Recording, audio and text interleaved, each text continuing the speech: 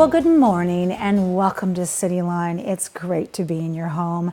We are at the end of May. It's May 30th, and I don't know where May went, but June is just around the corner. So this hour, we have a lot of things that are coming up in June that you want to take advantage of as we welcome in summer. Later on, we'll be talking with Raising Girls. Raising Girls is an organization that you need to know about that comes alongside and offers great support for girls, and so we'll be talking with them later on in the hour. And then summer camps at the Children's Museum of Tacoma. Nothing says summer like camps, especially when you are a parent that thinks, what am I going to do with my child that will make a difference in their life? Well, the Children's Museum is here to talk about some of the camps that they're offering. And then Tacoma Art Museum is here. Welcome back, Tacoma Art Museum.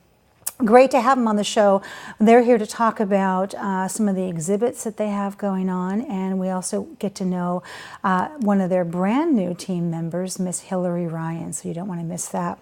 And then with me right now are three individuals that are here to talk about Ocean Fest.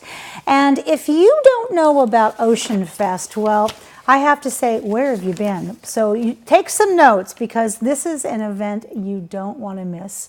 So please join me in welcoming a very familiar name and face, Rosemary Panicani. Hello, my dear. Hi, Amanda. You are the director of the Tacoma Ocean Fest. It's so great to have you on the show. Thank you. Thanks for having us. My pleasure. You brought with you two amazing individuals. This woman here, Miss Lauren Borlini, you are the lead artist and you are a featured speaker at Tacoma Ocean Fest. Welcome, my dear. Thank you. Good to have you here. And rounding out the comfy couch, Mr. Orion Grant, you are truly a marine biologist. Thank you so much. They do exist. And you are also a speaker at Tacoma Ocean Fest. Thanks for being here. That's a correct, and pleasure to be here. All right. So Ocean Fest, as we were talking before we got on the air, it feels like it's been around longer than it has. But how many years has this been? This is only the second year. Get out. Yeah. You are so well organized and so well advertised. It's seamless. And I expect nothing less from you.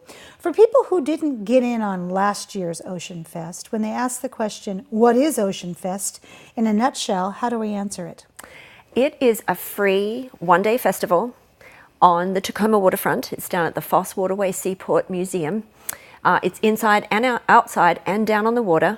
And it brings together arts and sciences and just having fun on the water to celebrate the ocean and help tell people about how amazing it is, but also the problems it's facing, and inspire us all to want to protect it. I love that. And boy, we're looking at some pictures here. You're not kidding when you said arts and sciences inside and out. So walk us through some of the things that we're going to see. Well, inside the museum, there's going to be amazing visual art, including some by Lauren. We'll get to that soon. Yes. A community art piece. Ryan Feddersen is the other lead artist. We've got musicians circling around on the hour, dance performances, everything from hula to ballet to West African dance. There is virtual reality scuba, which I love that. so popular. And this year we've got more headsets so more people can try it. Thank you, Oculus. We've got speakers, including these fabulous people next to me. We've got youth story finalists, so local middle school and high school kids who entered the contest for ocean poetry, film and graph. Nice. And then outside, there's going to be booths along the Esplanade with organizations that help protect the ocean. And they're going to offer hands-on activities like looking at plastics through microscopes and beach in a box and stuff like that. There's going to be food trucks. And finally, down on the dock, we'll have kayaks and paddleboards for people to try it. And it's all free. That's incredible. Oh my gosh. Okay, after you're done with this, you need a vacation, my dear. You do. Absolutely. On the beach. On the beach. Lauren, we've heard that you paint whales, and we've got some beautiful pictures here we're going to talk about. And you also swim in the Puget Sound. Tell us about that. Oh, well, thanks for asking, Amanda. Yeah, I moved to Seattle about 4.5 years ago, and I was always a swimmer and even an open water swimmer.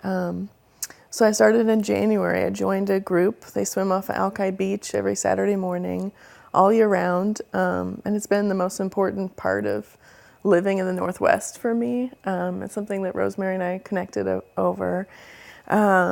And I've had amazing opportunities through the Northwest Open Water Swimming Association to swim from Bremerton to Seattle. Which was How does that tie in with your art? And let's talk about some of the art that Yeah, we're going to see, so and also what's on the table. The work that I made for Ocean Fest are really large scale, much larger than this. These are kind of just study sketches for larger works that will hang at the museum. There will be 8 panels. They're, I think, over 8 feet tall, and they're of large humpback whales, all filter feeding, baleen whales, doing kind of really jumping and leaping and diving through this long series of paintings. How beautiful. Yeah. So there's obviously a connection with you swimming, and then how that swimming and what you see is the muse for what you paint. Yeah.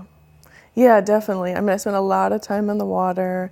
I'm fortunate enough to see a lot of wildlife, which I think is a really unique way of living and experiencing the Northwest, is actually just getting in the water with, Yes. with what we love about being out Exactly. here. Yes, absolutely. Oh, and they must love you. I can just see those little sea otters going, look at the woman with the hair and the great shoes. So, Orion, how do you, first off, get people passionate about the ocean? Excellent question, Amanda, and thank you for asking. You're welcome.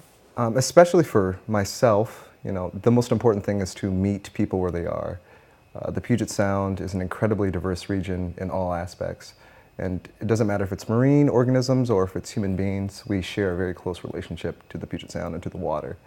So because of that, we need to be able to understand and identify with intention how these communities interact with one another, how they share the space that we all have been able to come into understanding in the Puget Sound. Absolutely. So most importantly for us, meet people where they are, identify our communities, share as much as we can, and do it with empathy. Oh, I love that. Yes, ma'am. So when you meet people where they are, does the question come up of why should they care about the ocean? And then do they all often ask you, what problems are we facing? Yeah, that's usually most people's question is, why do you care so much about the ocean, right? So for all of us, especially in the Pacific Northwest, our relationship and our heritage is tied to the water. Most of our migrations have become what they are because of the water here in the Puget Sound. So because of that and that very tight connection that we do share, it's very important for us to be able to draw those two parallels together. And when we see marine plastic showing up in the guts of birds thousands of miles away from our shores, but our own plastic, Right. we start to really identify that, most of the time, a lot of what we're feeling and a lot of what we're doing may not seem global, but it's a global impact. There it is.